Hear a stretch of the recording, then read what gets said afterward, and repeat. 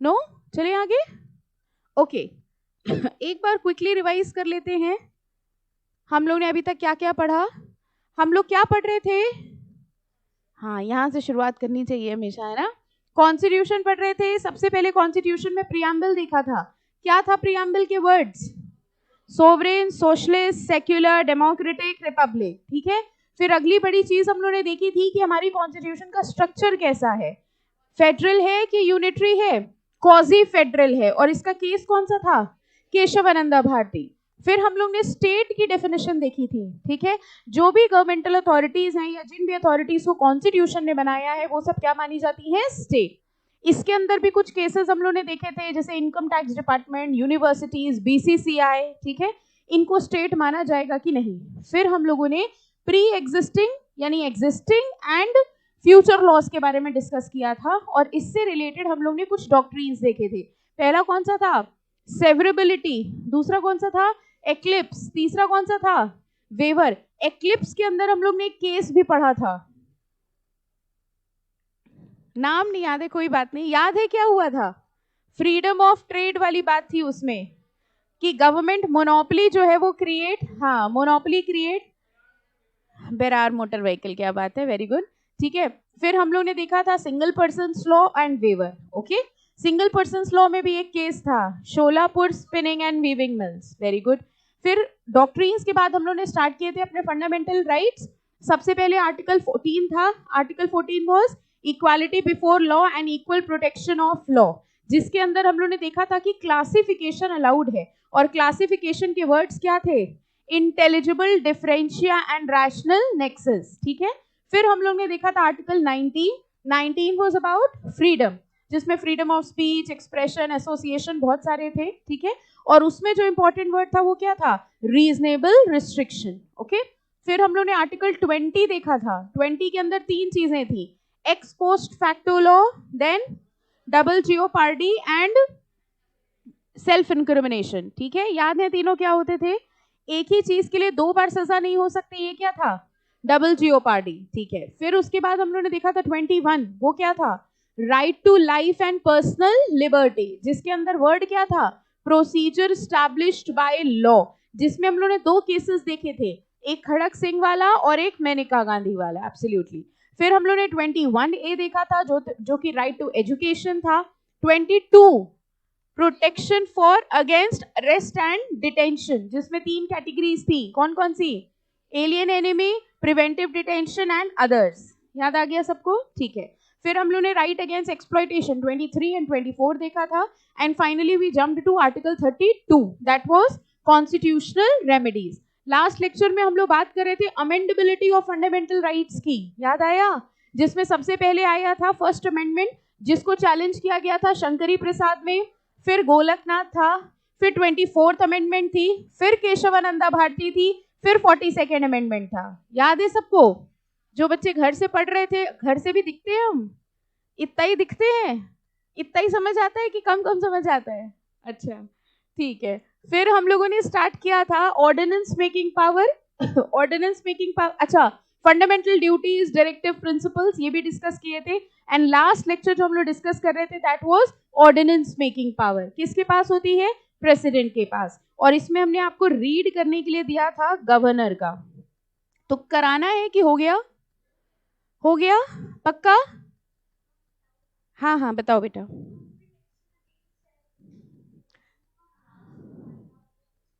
अरे बाप रे, बड़ा ऊपर जाना पड़ेगा हमको। बाद में बता दें, चलेगा?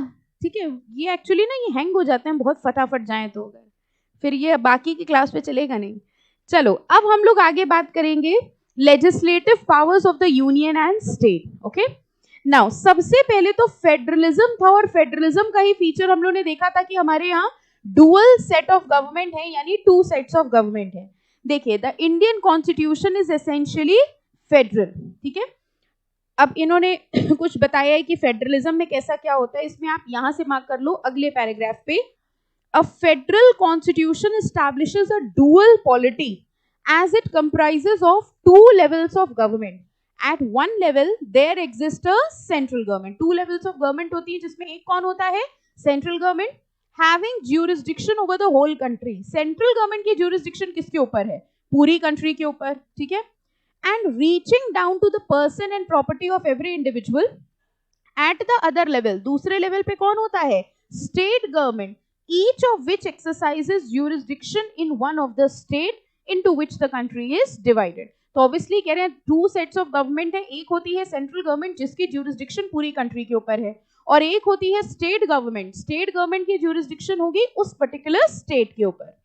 The union of India is now comprised of 29 states and both the union and state derive their authority from the constitution. ये भी हम लोग को पता है कि चाहे स्टेट हो चाहे यूनियन हो, सबको अपनी पावर कहां से मिलती है? कॉन्स्टिट्यूशन से।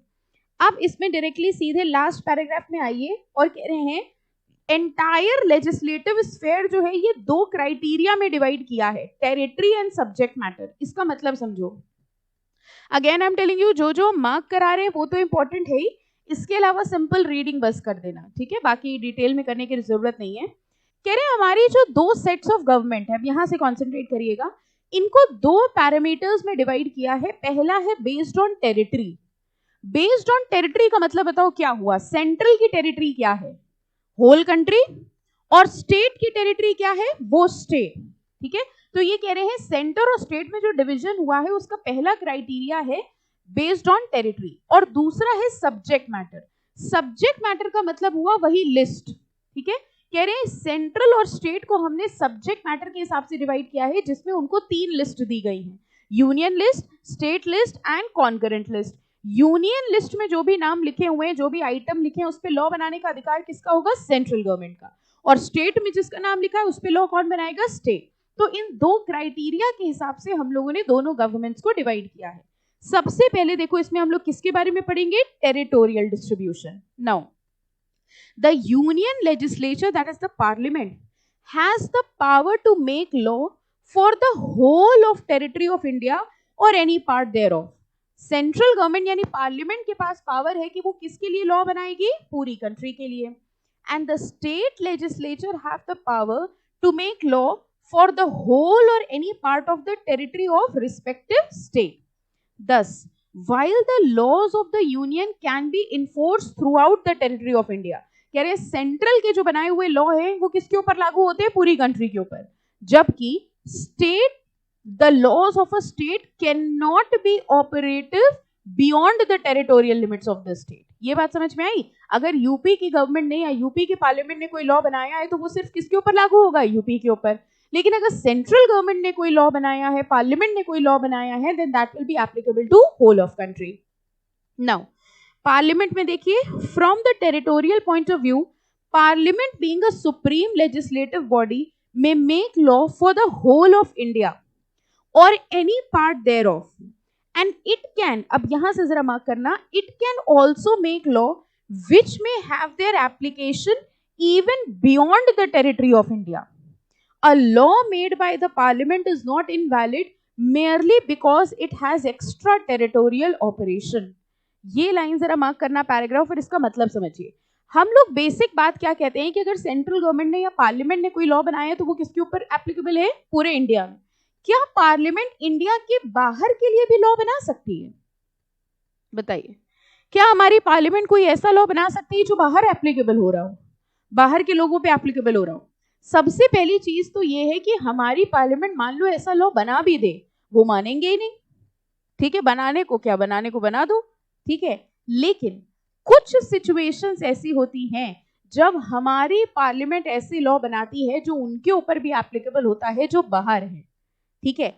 वो तब हो सकता है जब हमारी पार्लियामेंट का उस चीज से कोई ना कोई कनेक्शन हो। दो एग्जाम्पल्स हम आपको देंगे। जैसे आपने सुना होगा, मान लीजिए, पता नहीं टैक्स में आपने पढ़ा है कि नहीं, बट मान लीजिए कोई पर्सन इंडिया के बाहर इनकम अर्न कर रहा है लेकिन वो इंडिया लेके आ रहा है, ठीक है। तो बताओ हमारी गवर्नमेंट टैक्स लेगी कि नहीं लेगी? क्यों लेना चाहिए? वैसे तो रूल ये कहता है ना कि इनकम जहां अराइज हुई है वहां पे टैक्स लेवी होना चाहिए। तो इस सिचुएशन में इनकम अराइज तो बाहर हुई है, तो देखा जाए तो हमारी पार्लियामेंट का तो लॉ बनाने का अधिकार है नहीं। लेकिन हम लोग ये देखते हैं कि भले ही आपकी इनकम बाहर अराइज हुई है, लेकिन अगर वो आप इनकम इंडिया में लेके आ रहे हो तो हम उसके ऊपर टैक्स लगाएंगे।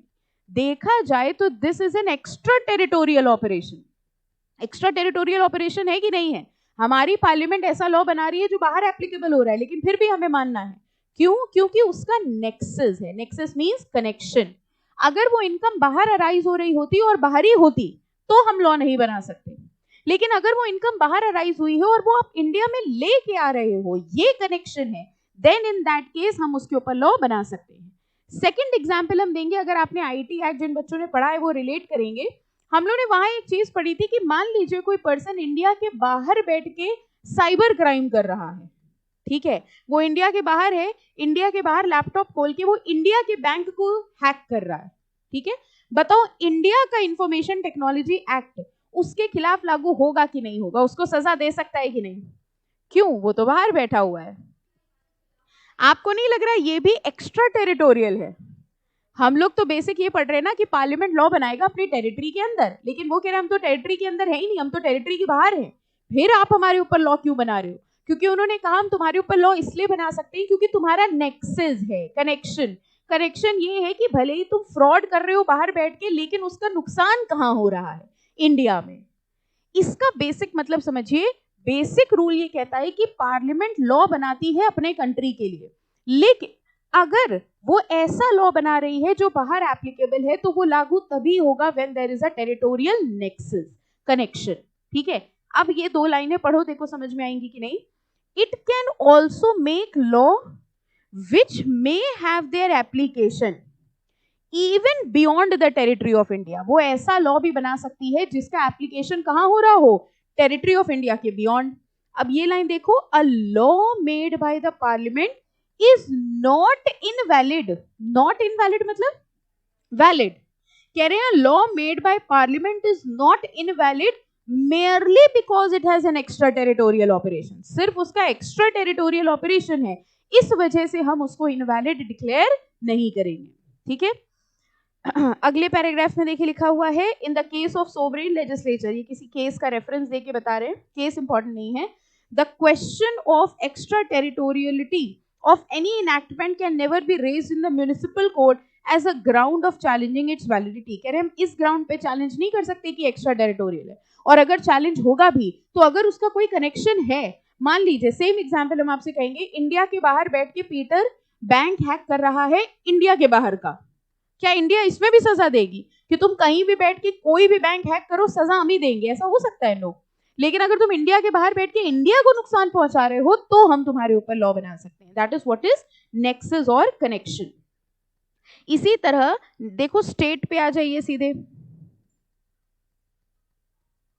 हाँ, स्टेट लेजिस्लेचर पे आना, इसमें भी एग्जैक्टली सेम चीज है। अब बताइए स्टेट कहाँ के लॉ बनाएगा? अपने स्टेट के। क्या स्टेट का गवर्नमेंट कोई ऐसा लॉ बना सकती है जो किसी दूसरे स्टेट पे लग रहा हो? बताओ, ऐसा हो सकता है? जैसे पार्लियामेंट के लिए था वैसे ही स्टेट की लेजिस्लेचर क्या कोई ऐसा लॉ बना सकती है? एग्जैक्टली। क्या स्टेट का लॉ कोई ऐसा लॉ बना सकता है जो किसी दूसरे स्टेट पे लग रहा हो? यस, बना सकता है, अगर उसका हमारी स्टेट के साथ कोई ना कोई कनेक्शन हो, नेक्सस हो, ठीक है। जीएसटी में है ये सब चीजें, अगर आप पढ़ोगे आगे, ठीक है। तो सेम चीज है, जैसे कंट्री के लिए हम बियॉन्ड टेरिटरी देख रहे थे, वैसे स्टेट के लिए हम बियॉन्ड स्टेट देखेंगे। अब इसका एक बड़ा अच्छा एग्जाम्पल है, अभी देखेंगे हम लोग। अ स्टेट लेजिस्लेचर में make law only for the state concern. Basic बात तो यही है कि स्टेट कहां के लिए लॉ बनाएगा? सिर्फ उस स्टेट के लिए। लेकिन it can also make law which may extend beyond the territory of that state. वो स्टेट ऐसा लॉ भी बना सकता है जो उस स्टेट के बियॉन्ड हो, बट देखो क्या लिखा है, such law can be valid only on the basis of territorial nexus. ये वर्ड इंपॉर्टेंट मार्क कर लो। कह रहे हैं क्या देखा जाएगा? Territorial nexus. That is if there is sufficient nexus और कनेक्शन। नेक्सस का मतलब क्या होता है? कनेक्शन। अगर सफिशिएंट कनेक्शन है between the state and the subject matter of law which falls beyond the territory of the state, the law will be valid। तो भले ही आप एक ऐसा लॉ बना रहे हो जो टेरिटरी के बियॉन्ड एक्सटेंड कर रहा हो, लेकिन अगर उसका नेक्सस है, अगर उसका कनेक्शन है, तो वो लॉ क्या मान लिया जाएगा? वैलिड। कह रहे हैं इसकी एप्लीकेबिलिटी के लिए टेस्ट में हम लोग दो कंडीशंस देखेंगे। ये केस है, केस का नाम है देखिए स्टेट ऑफ बॉम्बे वर्सेस आरएमडीसी। इसमें दो कंडीशंस देखी जाएंगी। फर्स्ट, जो कनेक्शन है वो रियल कनेक्शन होना चाहिए, and the liability sought to be imposed by that law must be pertinent to that connection. जो liability आप लगा रहे हैं, जो law आप बना रहे हैं, वो उस connection की वजह से होना चाहिए. ठीक है. अब जरा देखो, यही वाला केस आगे समझाया है. If both the conditions are fulfilled by law simultaneously, then only it is valid, otherwise not. To illustrate in the case cited above. अब देखिएगा जरा, इंपॉर्टेंट मार्क कर लो, ये केस स्टडी बेस में आ सकता है. कह रहे हैं there was a newspaper in the name of Sporting Star. एक न्यूज़पेपर था जिसका नाम क्या था? Sporting Star. Was published and printed in Bangalore in Mysore, now in Karnataka. यानी वो प्रिंट कहाँ हो रहा था, पब्लिश कहाँ हो रहा था? कर्नाटका में. उसमें क्रॉसवर्ड पजल्स थे. It contained crossword puzzle and engage in prize competition. ये आपको पता होगा ना, क्रॉसवर्ड पजल्स निकलते हैं, फिर उसमें प्राइज दिया जाता है. It had wide circulation in the state of Bombay. अब देखो, वो न्यूज़पेपर छप कहाँ रहा था? कर्नाटका में. बिक कहाँ रहा था? महाराष्ट्र में. 2 स्टेट्स कवर हो गए. ठीक है. जाहिर सी बात है, जहां बिक रहा है क्रॉसवर्ड पजल की विनर वही होंगे. यस और नो? तो हुआ क्या? कह रहे हैं most of its activities such as standing invitation, filling up a form, payment of money took place within that state. The state of Bombay imposed a tax on the newspaper. अब बॉम्बे की जो government थी, उन्होंने क्या किया? उस newspaper पे tax लगा दिया कि भैया तुम बिक यहाँ रहे हो, क्रॉसवर्ड पजल्स यहाँ आ रही हैं, लोग यहाँ विनर बन रहे हैं, तो इस हिसाब से हम आपके ऊपर टैक्स लगाएंगे.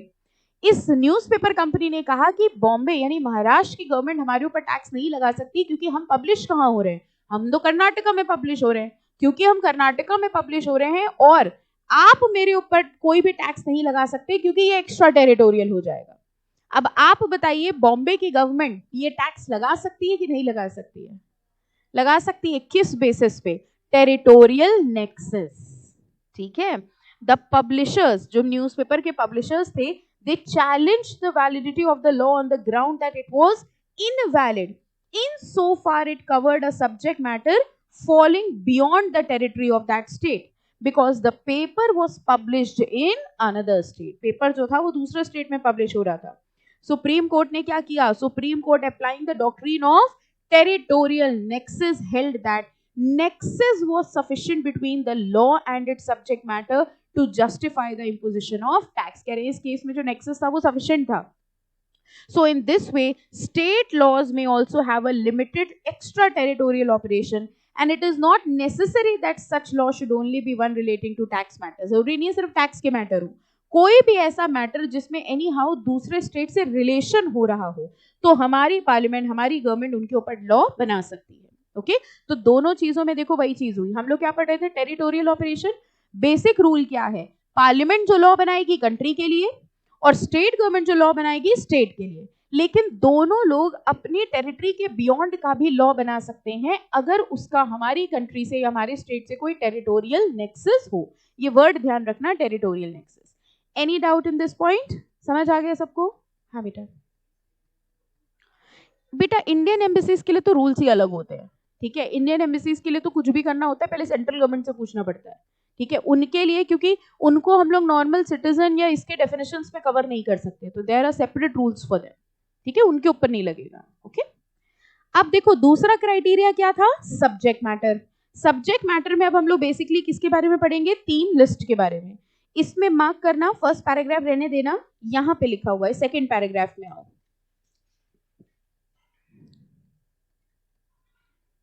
ओके. सेकेंड पैराग्राफ में देखिए लिखा है, the constitution of India substantially follows the pattern of government of India, subject to the modification that residuary subjects have been left for the union as in Canada. To understand the whole scheme, अब यहां से mark करना, the constitution draws 3 long list. अब ये एक सवाल है कि भाई कौन लॉ बनाए किस मैटर पर, तो इसके लिए कॉन्स्टिट्यूशन ने क्या किया? 3 लिस्ट बना दी. ठीक है. और उन 3 लिस्ट में अलग अलग मैटर्स को डाल दिया. These lists are contained in the 7th schedule. ये 7th schedule मार्क कर लो. हो सकता है कई बार एग्जाम में ना 7th schedule के वर्ड से आ जाए. मतलब देखो अगर ये क्वेश्चन आता है ना कि लिस्ट कौन सी है, तो आप तुरंत पहचान जाते हैं यूनियन लिस्ट, स्टेट लिस्ट. लेकिन कई बार क्वेश्चन आ सकता है that the subject matter has been divided based on 7th schedule. अब उन्होंने लिस्ट वर्ड का यूज नहीं किया, तो ये क्वेश्चन का आंसर आते हुए भी आप नहीं लिख पाओगे. आपको समझ में आया हमने बोला क्या? अगर पूरे क्वेश्चन में कहीं भी लिस्ट वर्ड आ जाएगा तो आप तुरंत पहचान जाओगे कि यूनियन स्टेट है, लेकिन वो लिस्ट बोलेंगे ही नहीं, वो कहेंगे the subject matter has been divided based on 7th schedule of the constitution. अब इसका आंसर आपको आता था यूनियन स्टेट लिस्ट, लेकिन आप पहचान नहीं पाए, तो ये 7th शेड्यूल इंपॉर्टेंट मार्क कर लेना। 7th शेड्यूल में इन्होंने 3 लिस्ट दी हैं। लिस्ट 1 जो होती है named as the union list, list 2 as the state list and list 3 as the concurrent list. अब एक आइटम जो यूनियन में भी नहीं है, स्टेट में भी नहीं है, कॉन्करेंट में भी नहीं है, उस पे लॉ कौन बनाता था? सेंट्रल। यही चीज हम लोगों ने देखी थी यूनिक फीचर ऑफ फेडरलिज्म में, ठीक है, कि हमारे कॉन्स्टिट्यूशन का ये यूनिक फीचर था। Each list contain a number of entries, number of entries in respective list. देखो यूनियन लिस्ट में 97 आइटम्स हैं। 97 आइटम्स का मतलब 97 मैटर्स हमारे देश में ऐसे हैं जिन पे लॉ कौन बनाता है? सेंट्रल। 66 मैटर्स ऐसे हैं जिस पे लॉ कौन बनाता है? स्टेट। और 47 मैटर्स ऐसे हैं जो कॉन्करेंट में आते हैं, यानी जिसमें दोनों लॉज बनाते हैं। The subjects included in each of the list have been drawn on certain basic consideration and not arbitrary। कह रहे हैं इनमें कौन कौन से मैटर डाले गए हैं, सोच समझ के डाले गए हैं, आर्बिट्ररी नहीं कि किसी में कुछ भी डाल दो। जैसे फॉर एग्जांपल वो मैटर्स जो नेशनल इंपॉर्टेंस के हैं, जैसे डिफेंस, ये बताओ किस में होगा? सेंट्रल में। वो चीजें जो लोकल इंपॉर्टेंस की है, जैसे म्यूनिसिपल अथॉरिटी, ये किस में होगा? स्टेट में होगा। तो ये कह रहे हैं ये सोच समझ के इनको डिवाइड किया गया है। अगले पैराग्राफ में देखो 4-5 लाइन छोड़ के लिखा होगा टू इलस्ट्रेट, मिला?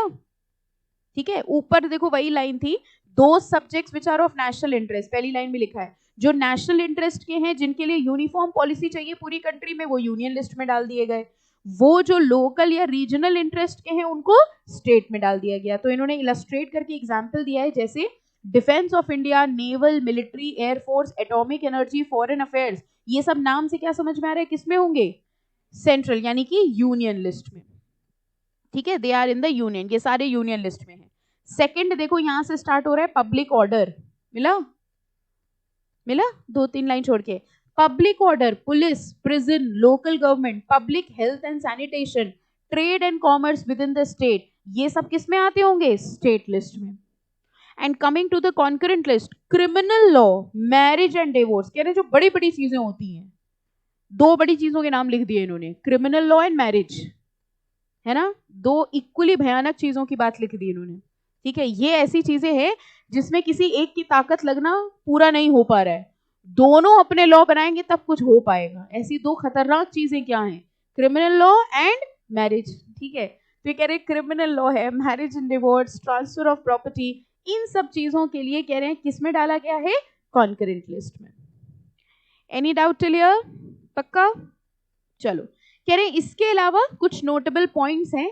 The entry relating to tax have been separated from other subject, and thus if a subject is included in any particular list, it does not mean power to impose tax is also in that list। पहले तो समझो एक subject हो गया और उस पर tax लगाना, जैसे मान लो कोई भी एक चीज हो गई, प्रॉपर्टी और प्रॉपर्टी का टैक्स, ठीक है, 2 चीजें हो गई, 2 एंट्री। तो ये कह रहे ऐसा हो सकता है और ऐसा नहीं भी हो सकता है कि मान लो प्रॉपर्टीज के लॉज किसी एक लिस्ट में हो और उस पर टैक्स लगाने का लॉ किसी दूसरी लिस्ट में हो, ऐसा हो सकता है। ठीक है, तो ये कह रहे हैं ऐसा जरूरी नहीं है कि इफ एक आइटम एक लिस्ट में है तो उस पे टैक्स लगाने की अथॉरिटी भी उसी गवर्नमेंट के पास होगी, ऐसा जरूरी नहीं है। ओके, सेकंड कह रहे हैं subject matter of tax is enumerated only in the union list और स्टेट लिस्ट। कह रहे हैं टैक्स या तो यूनियन में है या तो स्टेट में, कॉन्करेंट में नहीं है। बताओ क्यों?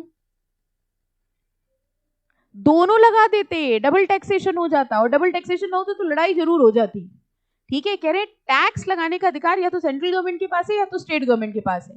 सोचो एक ऐसा आइटम होता है जिसपे सेंट्रल भी टैक्स लगा रही है, स्टेट भी टैक्स लगा रही है, तो दोनों के रेट हो सकता है अलग अलग होते।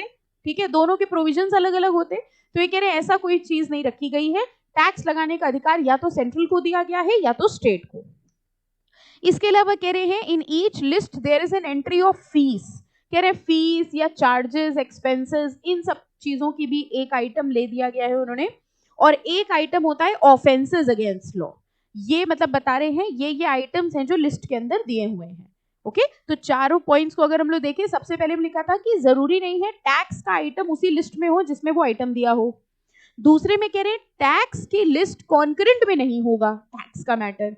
तीसरे में कह रहे हैं फीस चार्जेस से रिलेटेड भी एक एंट्री होगी, हर लिस्ट में है। And fourth, offences against law का भी एक आइटम होगा जो अलग अलग लिस्ट में दिया होगा। ठीक है, ये लिस्ट का इन्होंने डिस्क्रिप्शन दिया है कि लिस्ट के अंदर कौन कौन से मैटर्स होंगे। Any doubt? पक्का? चले आगे। फाइन। अब आइए legislative power of the union and state with respect to legislative subject. अभी तो हम लोग ने ये देखा कि लिस्ट में क्या क्या है, अब हम लोग ये देखेंगे कि इन लिस्ट पे लॉ बनाने का अधिकार किसका होगा। जैसे हम लोग ने देखा यूनियन लिस्ट है, तो यूनियन लिस्ट पे कौन लॉ बनाएगा? सेंट्रल। अच्छा एक बात बताओ, यूनियन लिस्ट के आइटम्स पे लॉ बनाने का अधिकार सेंट्रल, जैसे इनकम टैक्स की बात करें, इनकम या इनकम टैक्स, तो वो कहाँ आ गया? सेंट्रल। ठीक है, अगर मान लीजिए कोई ऐसा आइटम है जो यूनियन लिस्ट पे लिखा हुआ है और अगर यूनियन उस पे लॉ नहीं बना रही है, तो क्या स्टेट ये कह सकती है कि तुम तो बना नहीं रहे हो, लाओ हम बना दें?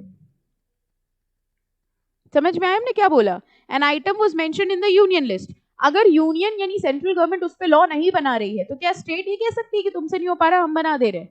नो, कह रहे हैं लॉ बनाने का एक्सक्लूसिव पावर उस अथॉरिटी के पास होती है जिसकी लिस्ट में वो आइटम है, और एक्सक्लूसिव का मतलब होता है कि उनके अलावा कोई और लॉ नहीं बना सकता। देखो सबसे पहले क्या बता रहे हैं, with respect to subject enumerated in the union list, the union parliament has the exclusive power to make the law. The state legislature has no power to make law on any of these subjects, and it is immaterial whether parliament has exercised its power or not.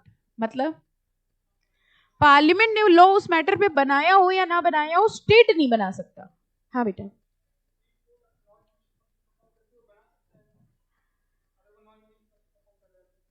Supreme court बना रहा है कि state बना रहा है, ये अलग चीज हो गई ना। सुप्रीम कोर्ट तो तीनों लिस्ट में मेंशन नहीं है।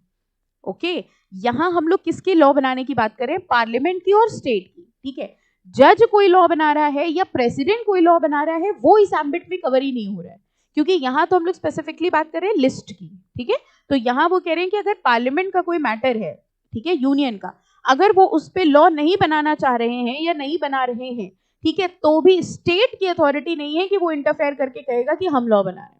अच्छा हमको एक बात बताओ, अगर वैसा वर्षा करें, स्टेट की लिस्ट में एक आइटम है, उस पे स्टेट लॉ नहीं बना रहा है, तो क्या सेंट्रल बना सकता है?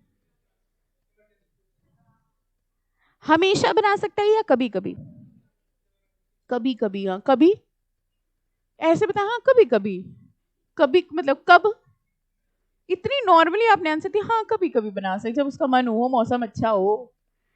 ठीक है, देखो बेसिक चीज तो ये आती है कि इनकी लॉ मेकिंग पावर एक्सक्लूसिव होती है। ठीक है, पार्लियामेंट की लिस्ट में, यूनियन लिस्ट में कोई आइटम लिखा है, उस पर स्टेट नहीं बना सकता। सिमिलरली स्टेट की भी एक्सक्लूसिव पावर है, स्टेट की लिस्ट में अगर कोई आइटम लिखा है, पार्लियामेंट उस पर लॉ नहीं बना सकता। वरना आप खुद सोचो, हर चीज पे अगर पार्लियामेंट इतना इंटरफेयर करेगा तो स्टेट नहीं कहेगा फिर तुम ही रख लो अपनी लिस्ट में, जब हमें बनाने का है हम बना लेंगे, हर चीज में तुम्हें ये हम बनाएंगे तो फिर तुम ही रख लो सारा लिस्ट में।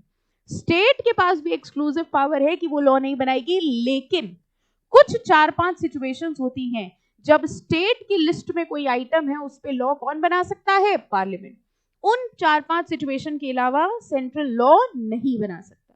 ठीक है, देखो क्या लिखा है, अभी तो हम लोग यूनियन की बात कर रहे हैं। फर्स्ट पॉइंट है, the state legislature has no power to make law in any of these subjects, and it is immaterial whether parliament has exercised its power or not. Second, देखो पॉइंट में क्या लिखा है, with respect to subject enumerated in the state list, the legislature of the state has exclusive power.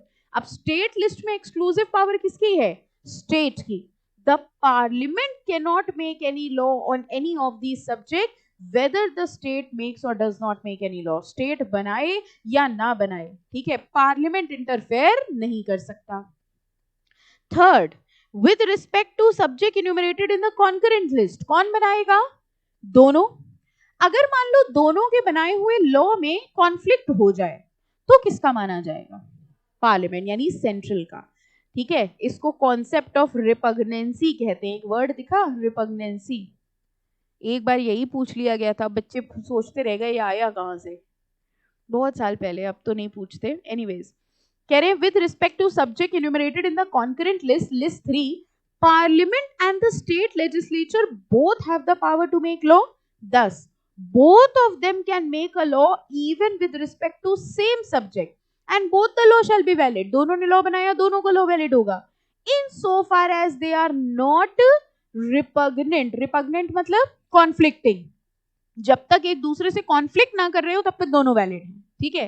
अगर रिपग्नेंसी हो गई, अगर conflict हो गई, when there is a conflict between such law, then mark कर लेना अब इसको, when there is a conflict between such law, then the law made by the parliament shall prevail over the law made by the state legislature. इसको भी तो आप कह सकते हो हमारे फेडरलिज्म का यूनिक फीचर है.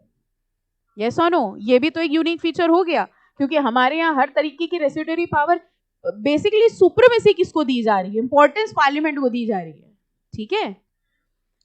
And the latter will be valid only to the extent to which it is not repugnant to the former. कह रहे स्टेट का बनाया हुआ लॉ उतना वैलिड होगा जितना वो सेंटर से कॉन्फ्लिक्ट नहीं कर रहा. इस डॉक्ट्रिन को क्या कहते हैं?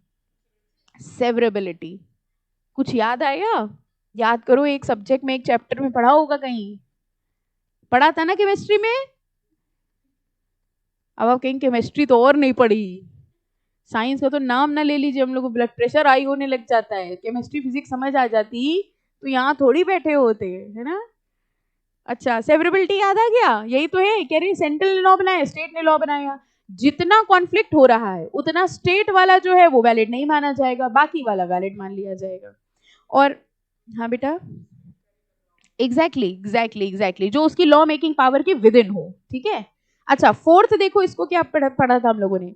with respect to all those matter which are not included in any of the three lists, जो तीनों लिस्ट में नहीं है, parliament has the exclusive power to make law. सिर्फ पार्लियामेंट के पास पावर है लॉ बनाने की. It is called the residuary legislative power of the parliament. Any doubt till here? पक्का? ठीक है. तो बेसिक बात हमको समझ में आई. सेंट्रल के मैटर्स पे सेंट्रल लॉ बनाएगा, स्टेट के मैटर में स्टेट लॉ बनाएगा. ये दोनों आपस में इंटरफेयर नहीं करेंगे. लेकिन अगले टॉपिक देखो, power of parliament to make law on the state list. जरा सिर्फ हेडिंग समझो क्या है. नॉर्मल रूल, बेसिक रूल क्या था कि स्टेट लिस्ट के दिए हुए आइटम पे पार्लियामेंट लॉ नहीं बना सकता. लेकिन ये हेडिंग उसकी जस्ट एक्सेप्शन है. कह रहे power of the parliament to make law on the state list. वो कौन से मैटर्स हैं जब पार्लियामेंट लॉ बना सकती है किसी ऐसे मैटर पे जो किसमें दिया हो? स्टेट लिस्ट में. We have just discussed that state legislature have exclusive power to make laws with respect to subject included in the state list, and parliament has no power to encroach upon them. However, our constitution makes a few exceptions. हमारे constitution में कुछ exceptions दिए हुए हैं. ठीक है. अब ये exceptions दिए, इनकी सिर्फ heading कर लोगे तो भी काम चल जाएगा. ठीक है. लॉन्ग क्वेश्चन आएगा तो एक एक लाइन तो अपने आप से लिख लेंगे. जैसे फर्स्ट देखो क्या है, इन द नेशनल इंटरेस्ट. कोई ऐसा मैटर है जिसपे लॉ बनाना पूरे देश के लिए जरूरी है, नेशनल इंटरेस्ट में है. अब अगर स्टेट उसमें कह रहा है कि हम लॉ नहीं बनाएंगे तो उस पे लॉ कौन बना देगा? सेंट्रल. ठीक है, पार्लियामेंट. अंदर एक एक लाइन अगर मन हो तो पढ़ लीजिएगा. सेकंड देखो क्या है, वैसे नाम से ही समझ में आ रहे हैं सारे. During a proclamation of emergency. कह रहे जब इमरजेंसी सिचुएशन होती है तो स्टेट से कह दिया जाता है भैया तुम लॉ ना बनाओ, कौन बना देगा? सेंट्रल. थर्ड, एक्चुअली ये इसलिए मना कर रहे हैं ना, देखो कितना कितना मैटर दिया, और वैसे भी कॉन्स्टिट्यूशन इतना छोटा चैप्टर है ना. एंड कॉन्स्टिट्यूशन अकेला होता जेआईजीएल में चैप्टर तब तो फिर भी पढ़ लेते है ना. It is not the only chapter. और ये कम नहीं था कि न्यू सिलेबस में 4-5 चैप्टर और डाल दिए. हाँ, जो वो कॉन्ट्रैक्ट एक्ट ओल्ड सिलेबस में ना, कॉन्ट्रैक्ट एक्ट और वो सेल्स ऑफ गुड्स एक्ट, ये सब ईबीसीएल में था. हाँ, उन्होंने कहा ऐसे कैसे जेआईजीएल वाले खुशी से जी रहे हैं, डाल दो उनके में 4-5 और. तो आप ऐसे कंटेंट के हिसाब से सोचो तो आपको नहीं लगता कि कॉन्स्टिट्यूशन और कॉन्ट्रैक्ट है, इनको अपने आप में 5-6 महीना लग जाएगा? Yes, that's true. अगर इन चैप्टर्स के आप डेप्थ को देखो, आपके पास सोचो ना टोटल महीने कितने होते हैं पढ़ने के लिए? 5-6 महीना. ठीक है, एग्जाम के रिजल्ट के बाद से टेक्निकली 5-6 महीना. बट ये टॉपिक्स ऐसे हैं, इंडियन कॉन्ट्रैक्ट एक्ट हो गया, कॉन्स्टिट्यूशन हो गया, इस टॉपिक को अभी हम अगर चाहें हम इसको 3 महीना पढ़ा सकते हैं ओवर एक्सटेंड करके, क्योंकि एक एक लाइन एक एक वर्ड में काफी डिस्कशंस हो सकते हैं. And this is so difficult for the teacher कि उसको कोर्स भी खत्म करना है और स्किप भी नहीं करना और समझाना भी पूरा है और डिटेल में भी आना चाहिए. So that is a task for the teacher, क्योंकि ये ऐसे चैप्टर है. इंडियन कॉन्ट्रैक्ट एक्ट आपने देखा है कितना बड़ा है. Indian contract act exactly, Indian contract act अकेले 3-4 महीना खींच सकता है, बहुत आराम से खींच सकता है। And these are the only 2 chapter जिसमें आपको ये भी नहीं पता है कि 10 नंबर तक का भी आएगा कि नहीं, हो सकता है 5 नंबर का एक ही क्वेश्चन आए। कॉन्स्टिट्यूशन के साथ यही गेम होता है।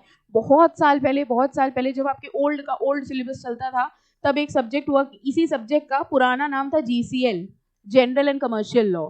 ठीक है, उस जनरल एंड कमर्शियल लॉ में कॉन्स्टिट्यूशन वाज पार्ट 1 और कॉन्स्टिट्यूशन से अकेले 30 नंबर का पेपर आता था। सिर्फ कॉन्स्टिट्यूशन था, और मतलब कॉन्स्टिट्यूशन एक चैप्टर था, पार्ट 1 था, और वो 30 मार्क्स का आता था, और रिमेनिंग का 70 मार्क्स का आता था। तो वहां से बच्चों को ऑब्वियसली 30 मार्क्स का था तो रिलेटिव इंपॉर्टेंस थी। फिर उन्होंने धीरे से वो हटा दिया, लेकिन बच्चों के माइंड में ये था कि जो 30 नंबर का आता था वो इंपॉर्टेंट था। तो धीरे धीरे कम करते करते अब हो सकता है इतने बड़े चैप्टर में हो सकता है 5 ही नंबर का क्वेश्चन आए। ये exactly, and this is a very big problem. आपको पता है, ये एक और चीज ध्यान से समझना, बड़े चैप्टर जो होते हैं ना, उनसे कम मार्क्स का आना ये बहुत अजीब चीज होती है, क्योंकि इन चैप्टर को पढ़ने में आपको टाइम बहुत लगता है।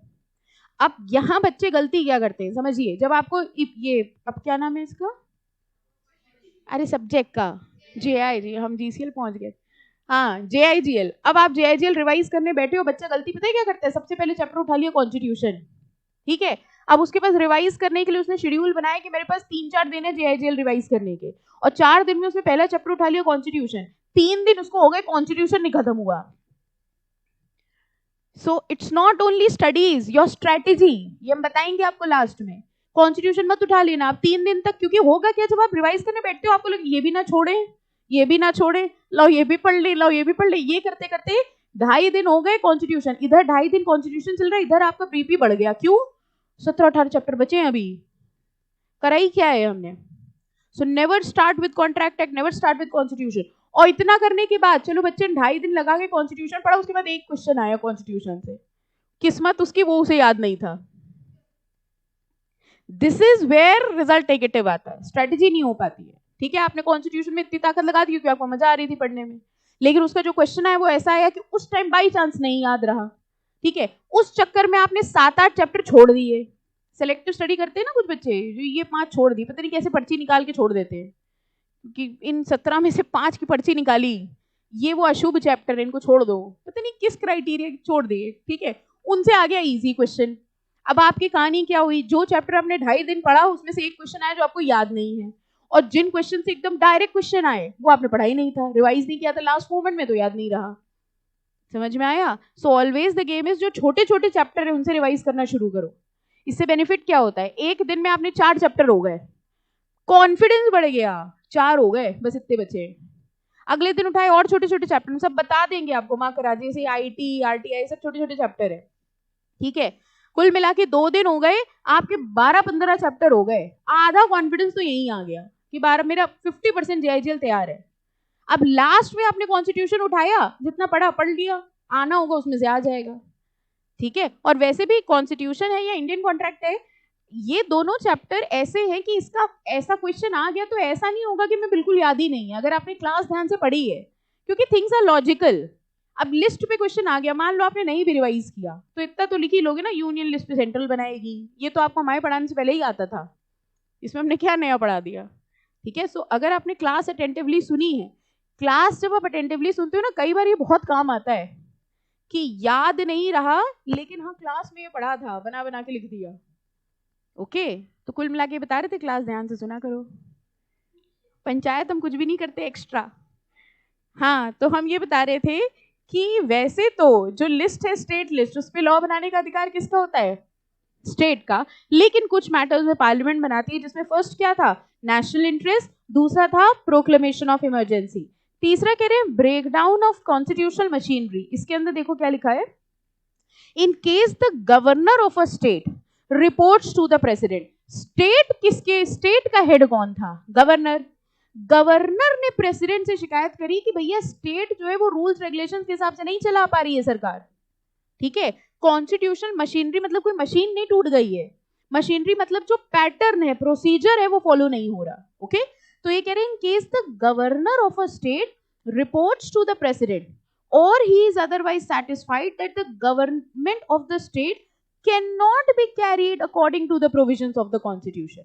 यानी जो गवर्नर है उसने प्रेसिडेंट से शिकायत करी कि भैया हमारा जो स्टेट है वो स्टेट कॉन्स्टिट्यूशन के प्रोविजंस के हिसाब से नहीं चल पा रहा, रूल्स रेगुलेशन प्रोसीजर नहीं फॉलो हो रहे, इसलिए आई रिक्वेस्ट कि आप आइए इंटरफेयर कीजिए. Okay, then the president can make a proclamation to that effect. Clear? 3 हो गए सिचुएशंस. पहला क्या था? National importance, second emergency, and third breakdown of constitutional machinery. हाँ बेटा.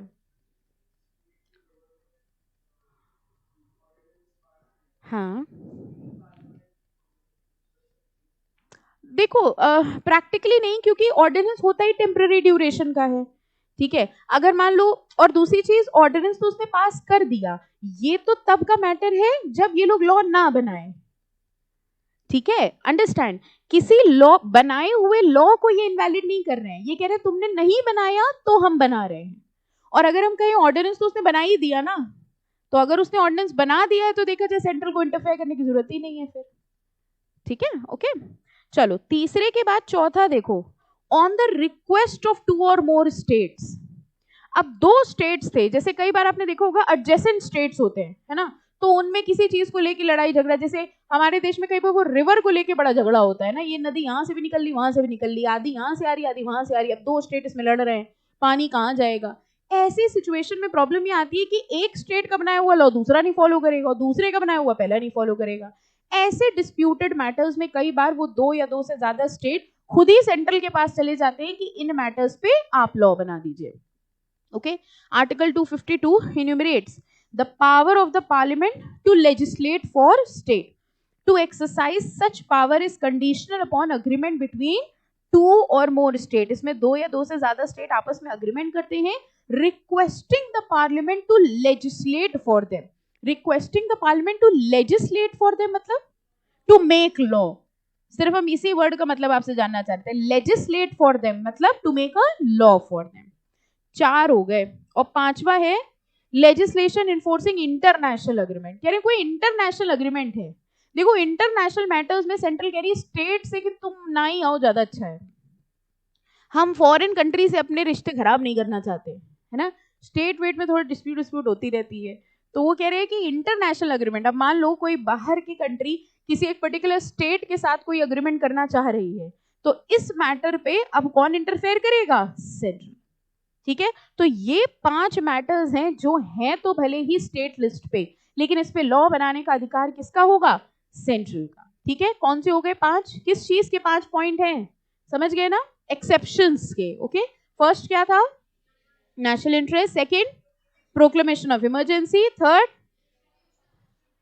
ब्रेकडाउन ऑफ कॉन्स्टिट्यूशनल मशीनरी, 2 और more states request, and 5th is international agreement. वो third वाला point breakdown of constitutional machinery है. हमको बहुत ज्यादा ऐसे बोलते बोलते डर लगा आप मशीनरी वर्ड खा जाओगे, और पता है क्या लिख के आओगे? Breakdown of constitution. हमको ऐसे फील आई कि ये पक्का मशीनरी वर्ड खा गए. ठीक है, ब्रेकडाउन ऑफ कॉन्स्टिट्यूशन ही ब्रेक हो जाए जब. चलो, तो इनके हेडिंग, आई थिंक अगर ये लॉन्ग क्वेश्चन आएगा तो इसके अंदर समझा लोगे. ये कला है आपके अंदर बचपन से, इनबिल्ट है, ये सॉफ्टवेयर हमको एकदम मिला है. आंसर आप बनाने को दे दीजिए, क्वेश्चन में आता हो ना आता हो, आप बस हमें ये बताइए. अच्छा, बच्चे पूछते भी है कितने वर्ड्स का आंसर लिखना है, ये बताओ. क्वेश्चन नहीं आता, कितने पेज का लिखना? आधे पन्ने, ये लो आधे पन्ना, 2 पन्ना, ये लो 2 पन्ना. ये कला हमारे अंदर बहुत है, और इसी कला का अच्छा प्रदर्शन आप करते हैं, सब पता है आप लोगों को. बीकॉम एग्जाम में, ग्रेजुएशन एग्जाम आपकी इसी कला को टेस्ट करने के लिए बनाया गया है कि क्वेश्चन ना आते हुए भी आप कितना लिख सकते हैं. अब तो आप लोग को बी शीट नहीं मिलती ना, हमारे टाइम पे बी शीट मिलती थी, इसीलिए बंद हुई. आपको पता है बच्चे से गड्डी भर पेपर देते थे. हाँ, सरकार का खर्चा होता था. बी शीट, बच्चे बी शीट क्या करते थे? जैसे बी शीट आई, इतना मोटा मार्जिन इधर, इतना मोटा मार्जिन इधर, बताएं कैसे? ये शीट है, हाँ, इतना मोटा मार्जिन इधर, इतना थ्योरी पेपर में भी. ठीक है, 2 मोटे मोटे मार्जिन हो गए, क्योंकि पहले ही बोले जाता था ना बड़ा ज्यादा लिखोगे तो ज्यादा नंबर मिलेंगे. अब ये बचा, अब ये एक लाइन है, इसमें 2 शब्द एंड व्हेन, ऐसे लिख रहा था बच्चा, और ऐसे कर करके 10 बी शीट लग गई. बी शीट मांगे चले जा रहे, लिखा कुछ नहीं पेपर के अंदर. सरकार कह रही पास इनको होना नहीं है, आता इनको कुछ है नहीं. अंदर लिखते क्या थे? पिक्चर की स्टोरी, रियलिटी बता रहे. गाना लिख दिया, पिक्चर की स्टोरी लिख दी, और बी शीट इतनी, सरकार ने कहा सब कुछ छोड़ो, इनका भविष्य जाए कहीं भी. हमारा खर्चा बचाओ, तो उन्होंने प्रोविजन बंद कर दिया, बी शीट नहीं होगी। हम लोग के टाइम बी शीट होती थी, तो हाँ हाँ और क्या, सब में मिलती है। ये क्या बोले हम, ये कलाकार बच्चे हमारे यहाँ के ही हैं सब, ठीक है। चलो एनीवेज, ओके सो अब आते हैं हम लोग अगले टॉपिक पे, again very important, interpretation of legislative list. सबसे पहले हम लोगों ने ये देख लिया भाई 3 लिस्ट होती हैं, फिर हम लोगों ने देख लिया कि लिस्ट पे मैटर्स कौन कौन से होते हैं और कौन लॉ बना सकता है। लेकिन कई बार इन लिस्ट के मैटर को इंटरप्रेट करने में आती है दिक्कत कि कौन सा मैटर किस लिस्ट में है। अब इन्होंने जैसे बता दिया भाई 97 इसमें है, 66 उसमें है, लेकिन फिर भी कई बार ऐसा राइज होता है कि ये एक मैटर है। अब कंफ्यूजन ये राइज हुई, ये मैटर किस में जाएगा, यूनियन में जाएगा, स्टेट में जाएगा या कॉन्करेंट में जाएगा। इसके लिए हम लोगों को लिस्ट का क्या करना पड़ता है, इंटरप्रिटेशन। और इंटरप्रिटेशन के लिए बनाए गए हैं कुछ रूल्स।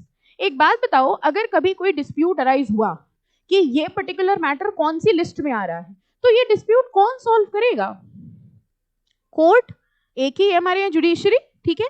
तो जब ऐसा कोई डिस्प्यूट अराइज होता है कि ये पर्टिकुलर मैटर कौन सी लिस्ट में जाएगा, तो वो मैटर किसके पास जाएगा, कोर्ट के पास। कोर्ट जो है वो इन रूल्स ऑफ इंटरप्रिटेशन को यूज करके ये डिसाइड करेगा कि उस वो मैटर को हम कौन से लिस्ट में डालें, ठीक है। जिसमें पहला रूल आता है प्लेनरी पावर। प्लेनरी का मतलब होता है वाइडेस्ट सेंस, ठीक है, पहले लिख लो वाइडेस्ट सेंस। अच्छा, अब मेरे क्वेश्चन का आंसर दीजिए। मान लीजिए हम आपसे कहते हैं इनकम टैक्स, ठीक है, इनकम टैक्स दिया है सेंट्रल यूनियन लिस्ट में, ठीक है। अब इनकम टैक्स का मतलब कि जो पर्सन, किसी के ऊपर अगर इनकम टैक्स लग रहा है तो वो इनकम टैक्स उसने सरकार को जमा कर दिया, उसके ऊपर टैक्स लग गया।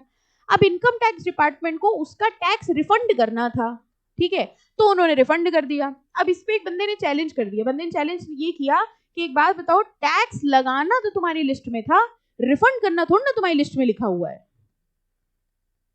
आपको हंसी आई इस बात पे, लेकिन उसने चैलेंज किया, ठीक है। उसने कहा टू लेवी इनकम टैक्स, ये लिखा है आपकी लिस्ट में, ये कहां लिखा है टू रिफंड इनकम टैक्स, ये तो लिखा नहीं। और अगर ये लिखा नहीं है तो तुम्हारे पास पावर कहां से आ गई, लड़ाई हो गई, लड़ाई होके कहां पहुंचे, कोर्ट के पास। अब कोर्ट कह रहे बात तो सही है, उनके में लिखा सिर्फ है to levy income tax, refund तो लिखा नहीं है, तो क्या माना जाए। इसके लिए उन्होंने यूज किया पहला रूल। वैसे आपके हिसाब से, आप भी जज ही हैं, अंदर अंदर ही अंदर जज ही तो है सब, क्या होना चाहिए आपके हिसाब से, कैसे कैसे बताया आपने कि नहीं वापस करने का उन्हीं के पास होना चाहिए, कैसे, दिल से आवाज आई, हाँ कोई बेसिस बताओ, कैसे बेसिस।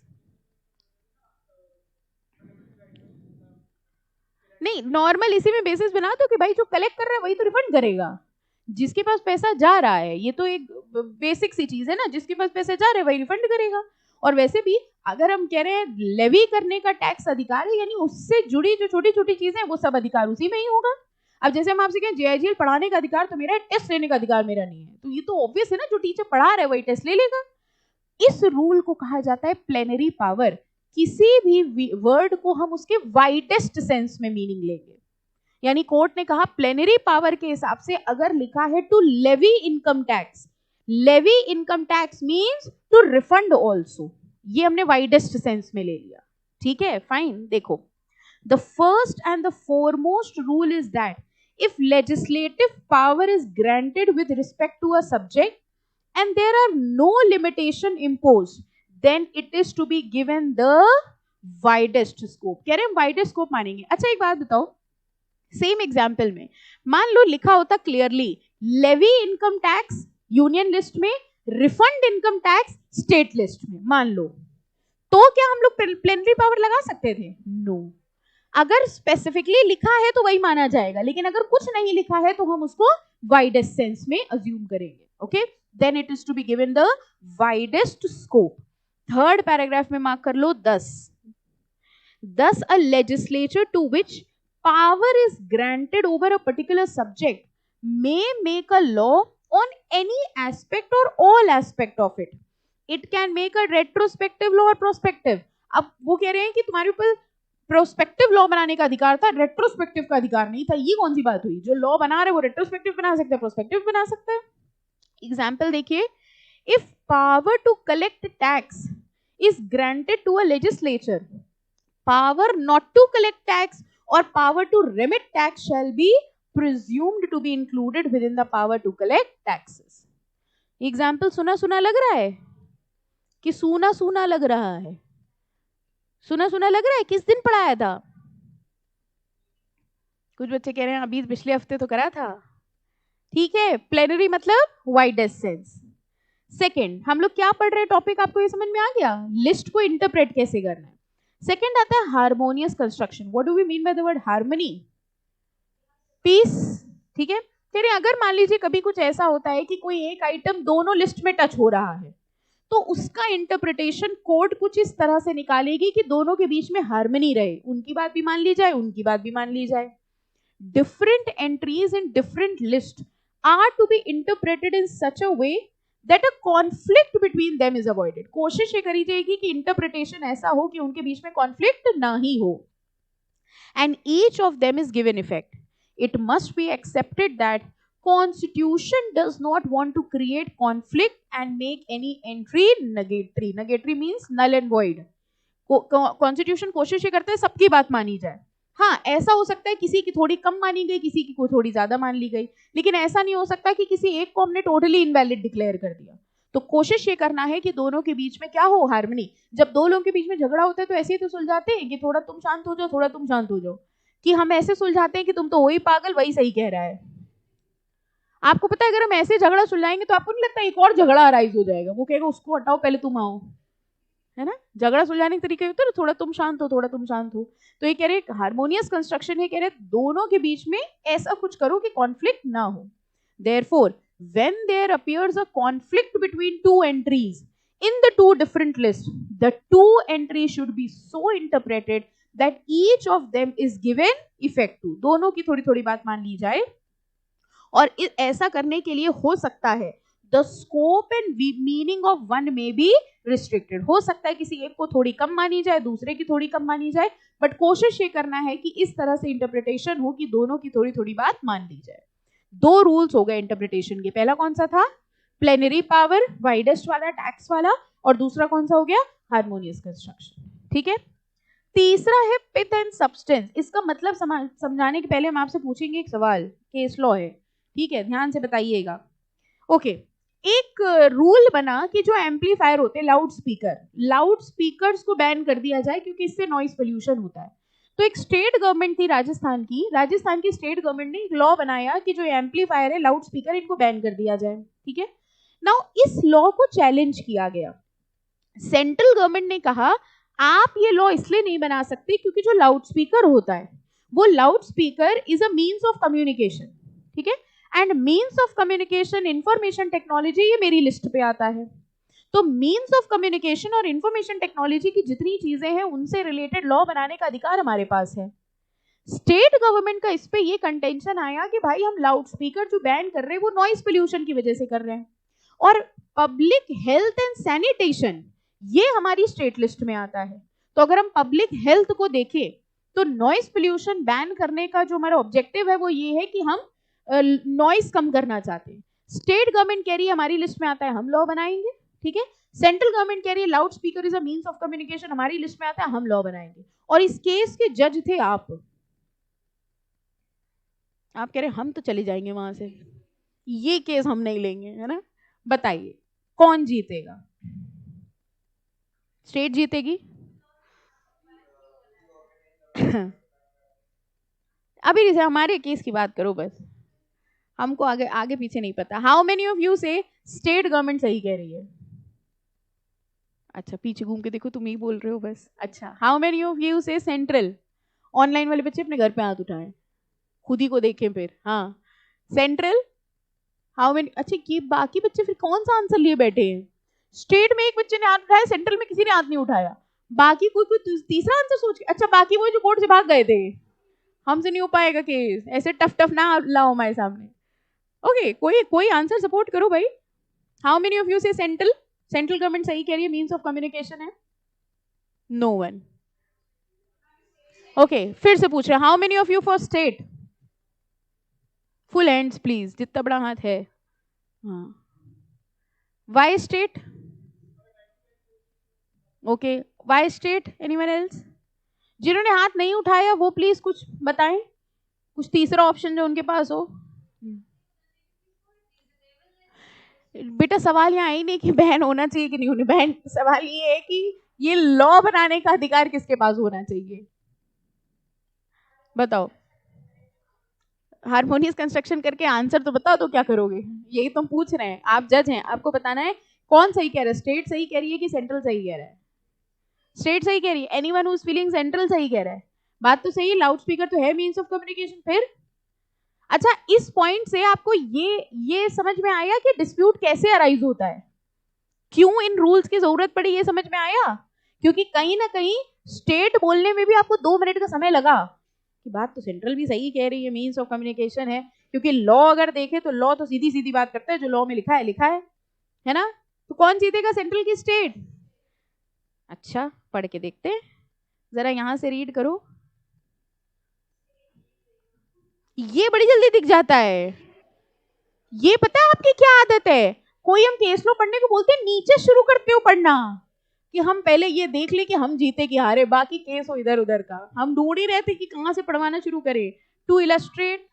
हाँ वही तो हम कह रहे हैं, आप नीचे से पढ़ना शुरू कर देते हैं, हमको लाइन ही नहीं मिल रही, कहीं से देखो स्टार्ट है, नहीं केस स्टार्ट कहां से हो रहा है बेटा, ये देख रहे, ये राजस्थान ये बाय वे ऑफ इलस्ट्रेशन मिला, आपको उससे मतलब ही नहीं था, आपने कहा नीचे देखो काम खत्म करो, ये पढ़िएगा, ठीक है, ये पढ़ के आप देखिएगा कि आप जीते कि हारे, ठीक है, और वही मतलब होता है पिथ एंड सब्सटेंस का। ओके, टू बी कंटिन्यूड, अगली तारीख पर हम लोग फिर मिलेंगे और देखेंगे कि इस केस पे क्या हुआ, ठीक है। पढ़ना बंद भी कर दिया, जैसे ही हमने अगली तारीख पूरा, हाँ ठीक बंद करो किताब खत्म, ये तो पढ़ ही लिया कौन जीता, इसको पढ़ो अभी है बेटा। लाउड स्पीकर और डीजे नहीं, नाचने का भी अधिकार है हमारा, right to life includes right to dance, है ना, बहुत सही, ठीक है। चलो स्टेट, बेसिकली स्टेट जीतेगा इसमें, ठीक है, क्योंकि जब हम कोई लॉ बनाते हैं तो उस लॉ को बनाने का ऑब्जेक्टिव देखा जाता है, पिथ एंड सब्सटेंस का मीन्स होता है objective of making the law, ठीक है। तो यहां पर लॉ बनाने का ऑब्जेक्टिव कोई मीन्स ऑफ कम्युनिकेशन नहीं था, बल्कि क्या था, पब्लिक हेल्थ एंड सैनिटेशन, इसलिए स्टेट जीत गई। ये एग्जाम में आ सकता है केस लॉ, राजस्थान गवर्नमेंट वाला, इंपॉर्टेंट मार्क कर लीजिए, पढ़ लीजिएगा, ठीक है। एंड नेक्स्ट लेक्चर में we'll start from colourable legislation. चलिए, आप लोग जज बनेंगे तो ऐसे ही केस